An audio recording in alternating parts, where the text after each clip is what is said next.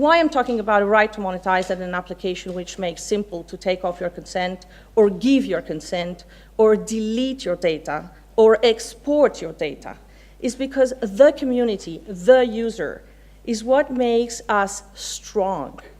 The digital economy, it's built on databases, and databases needs data.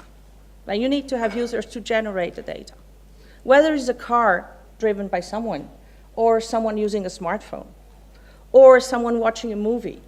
A smart TV is a collection point. A Wi-Fi router is a collection point. A smartphone is a collection point. A car, if it's connected, is a collection point. So our call on the policymakers is to not forget that the collection points are those that are the most invisible to the end users. There's a lot of attention on the application layer because someone sees on the phone the graphical interface. So if I see a graphical interface, I know that there's a service provider. There is a service provider, he wants my data. I'm going to be giving him the data. It makes a relationship exist with that service provider. The reality is a lot more complex than that. The device itself is taking zillions of data on top of what the application takes. Applications running on background takes zillions of data on that particular person and track that person on every single second of his life, including when he sleeps. So if we really want to be building an inclusive society where the benefit of this connectivity and value-added services that runs on the connectivity are really benefiting everybody.